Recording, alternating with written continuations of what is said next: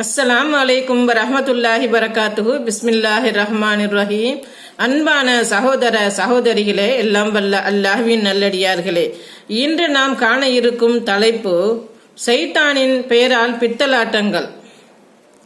மனிதனுக்கு சைத்தானால் சில இடைஞ்சல்கள் ஏற்படும் என்று நபி ஸல்லல்லாஹு அலைஹி வஸல்லம் அவர்கள் கூறியுள்ளார்கள்.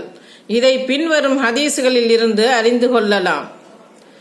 ஆதமின் மக்களில் பிறக்கும் குழந்தை எதுவாயினும் அது பிறக்கும் போதே சைத்தான் அதை தீண்டுகிறான். சைத்தானின் தீண்டலால் அக்குழந்தை கூக்குரல் எழுப்பும். மரியமையும் அவருடைய மகனையும் தவிர என்று அல்லாஹ்வின் தூதர் ஸல்லல்லாஹு அலைஹி வஸல்லம் அவர்கள் சொன்னார்கள்.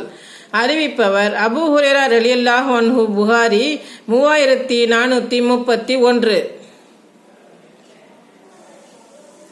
அல்லாஹ்வின் தூதர் ஸல்லல்லாஹு அலைஹி வஸல்லம் அவர்கள் கூறினார்கள், தொழுகைக்காக பாங்கு சொல்ல அழைக்கப்படும் போது சைத்தான் பாங்கு சப்தத்தை கேட்க கூடாது என்பதற்காக சப்தத்துடன் காற்றை விட்டு கொண்டு திரும்பி ஓடுகிறான். பாங்கு சொல் முடிந்ததும் முன்னே வருகிறான். தொழுகைக்கு இகாமத் சொல்லப்பட்டால் மீண்டும் திரும்பி ஓடுகிறான். இகாமத் சொல் முடிந்ததும் முன்னே வருகிறான். தொழுகையில் ஈடுபட்டுள்ள மனிதர்களுடைய உள்ளத்தில் ஊடுருவி ஊசலாட்டத்தை ஏற்படுத்துகிறான். இதை நினைத்துப்பார், அதை நினைத்துப்பார் என்று அவர் அதற்கு முன் நினைத்திராத விஷயங்களை அவருக்கு நினைவூட்டுகிறான். எந்த அளவிற்கென்றால் அந்த மனிதர் தாம் எத்தனை ரக்காத்துகள் தொழுதோம் என்பதை அறியாதவராக மாறிவிடுகிறார். இதை அறிவிப்பவர் அபூ ஹுரைரா ரலியல்லாஹு அன்ஹு. புகாரி 608. கொட்டாவி சைத்தானிடம் இருந்து வருவதாகும். உங்களில் எவரேனும் கொட்டாவி விட்டால் தம்மால் முடிந்தவரை அவர் அதை அடக்கிக் கொள்ளட்டும். ஏனெனில் எவரேனும் ஹா என்று கொட்டாவியால் சத்தம் போட்டால் சைத்தான் சிரிக்கின்றான். அறிவிப்பவர் அபூ ஹுரைரா ரலியல்லாஹு அன்ஹு. புகாரி 3289. நபி ஸல்லல்லாஹு அலைஹி வஸல்லம் அவர்களிடம் ஒரு மனிதர் பொழுது விடியும் வரை தொழுகைக்கு எழாமல் உறங்கிக் கொண்டே இருப்பது பற்றி கூறப்பட்டது. அப்போது நபி அவர்கள் அவரது காதில் சைத்தான் சிறுநீர் கழித்துவிட்டான் என்று கூறினார்கள்.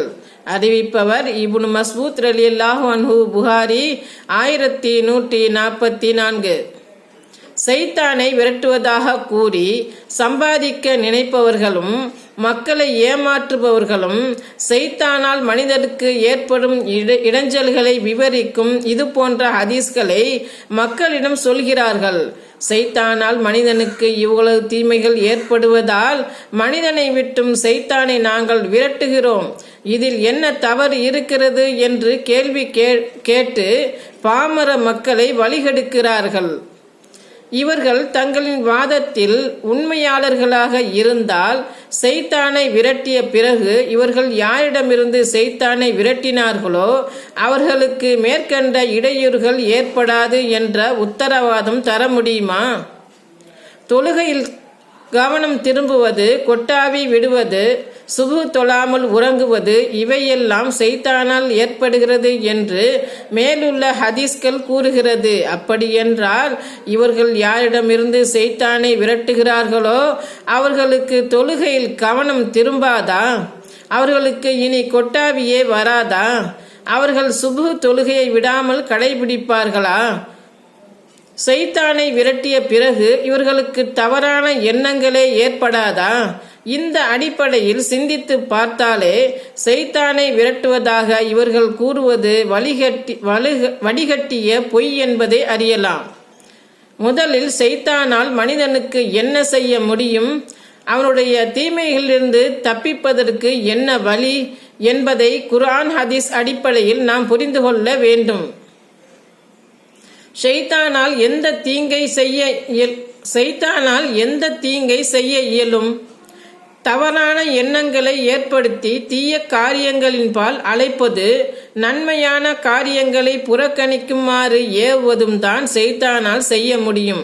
அவன் ஏற்படுத்திய எண்ணத்திற்கு கட்டுப்படுபவர்கள் தீமையை செய்து விடுகிறார்கள். அவனது ஆசை வார்த்தைகளுக்கு மயங்காதவர்கள் நன்மையின்பால் விரைகிறார்கள்.